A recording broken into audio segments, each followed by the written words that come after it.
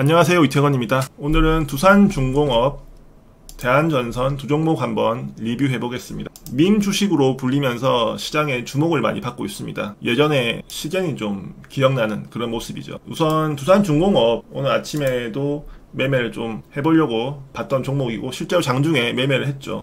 대한전선도 아침에 시가 부근에서 매매해서 짧게 수익 내고 나왔는데 추가 상승 나오는 모습 보여줬고요.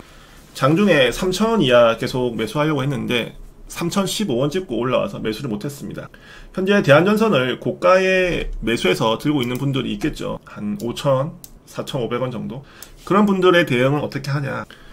자, 대한전선을 고가에 매수했다면 오늘 매수 적기였고요.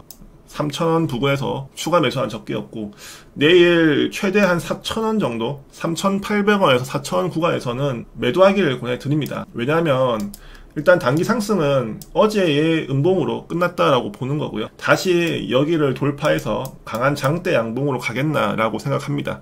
그 정도로 강한 재료인가? 밈 주식이라고 하죠. 미국에서도 게임스탑, AMC 등 밈 주식들이 강세인데 우리나라도 그런 흐름들로 가고 있는데 코인도 약세고 해서 그런 자금들이 이런 단기 상승의 흐름을 보여주는데 대한전선이나 두산중공업이 그 정도로 강한 재료일까? 일단은 이런 의문이 들고 두 종목 다 시가총액이 높습니다. 대한전선은 3조, 두산중공업은 10조죠. 그래서 이렇게 덩치 큰 종목들이 단기간에 급등하는 경우가 거의 없어요. 지금 이 정도 올라간 것도 상당히 많이 올라간 겁니다. 1,000원부터 5,000원까지 5배 올랐죠. 그럼 이게 만원 가면 10배 올라가야 되는데 이 가격만 보고 저렴하다고 생각하면 절대 안 됩니다. 5,000원이 중요한 게 아니고 3조라는 게 중요한 겁니다. 그래서 대한전선이 이제는 어떤 흐름을 보여줄 것인가? 당연히 이제 박스의 흐름을 보여줄 겁니다. 그래서 저는 저가에서는 사도 반등이 나온다. 계속 이런 말씀을 장중에 드리고 있고요.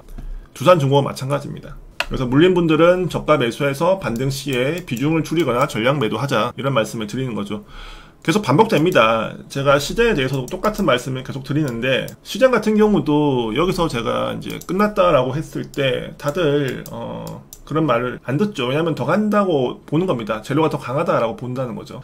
근데 예를 들어서 여기서 마찬가지인데 단기적으로 저도 여기서 이제 매도 의견이었거든요. 근데 결과적으로 보면 더 갔지만 흐름이 어떻게 됩니까? 흐름이 적어도 3개월은 쉬어준다는 거죠. 그렇기 때문에 단기적으로 여기서 끝난다. 2배를 더 가지만 그럼 3개월 동안 버텨가지고 2배 갈 수 있으면 다행인데 그 정도의 재료가 된다면 다행인데 모르잖아요. 그죠? 그러니까 차라리 단기 상승이 끝났다면은 저가 추가해서 반등 시에 팔고 다시 저가 추가하고 반등 시에 팔고 기다렸다가 여기서 사라는 거죠.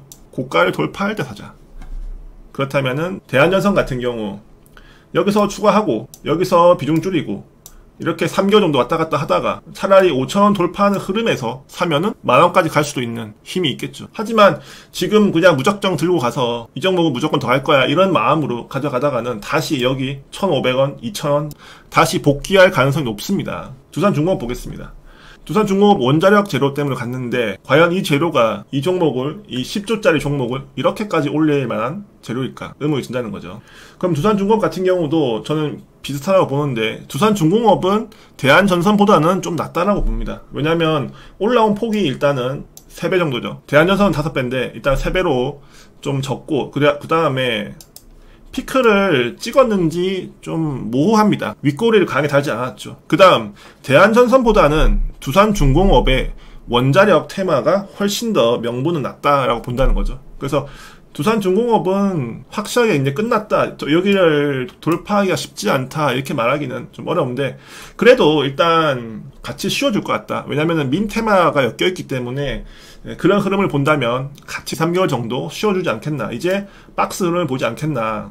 제가 이 종목 올라갈 때 한 얘기가 있습니다. 올라갈 때 기관 외인 공매도가 엄청나게 많이 있었죠. 장중에 투신의 매수가 있었는데 아마 숏커버링일 것 같다. 공매도한 거를 커버링 하는 게 아닌가 이런 생각이 좀 들고요. 그리고 오늘도 기관은 일단 매도로 잡혔습니다. 그래서 당분간 두산중공업도 어떤 박스 구간이라고 보여지거든요. 그래서 22,000원 정도에서 27,500원 이런 어떤 큰 박스 구간에서 당분간 움직이지 않겠나. 최소한 2, 3개월 정도. 그러면 고가에 물린 분들은 저가에 좀 사서 반등이 나올 때 비중을 줄이고 다시 저가에 비중을 좀 늘리고 올라오면은 비중을 줄이고, 이런 식으로 한 두세 번은 충분히 나올 수 있습니다. 그 이후에 이제 봐야죠. 그렇다면은 무작정 가져가기보다는 마찬가지죠. 비중을 줄여놓고 32,000원을 돌파한 그 시점에 추가 매수를 하라는 겁니다. 그러면 올라가는 그 상황을, 여러분이 제일 두려운 게 그런 거죠. 팔고 나서 급등할까봐 못 파는 겁니다. 그렇게 마음먹지 말고 일단은 비중을 줄여놓고 다시 돌파한다면 그때의 비중을 늘려서, 만약에 32,000 돌파하고 5만원, 6만원 갈 것 같으면 그렇게 하라는 거죠. 근데 두산중공업이 그 정도의 메리트가 있나? 저는 거기에 좀 의문이 든다는 겁니다. 두산중공업이 과연 그 정도로 가야 할 종목인가? 저는 좀 아니라고 본다는 거죠. 덩치가 너무 크기 때문에.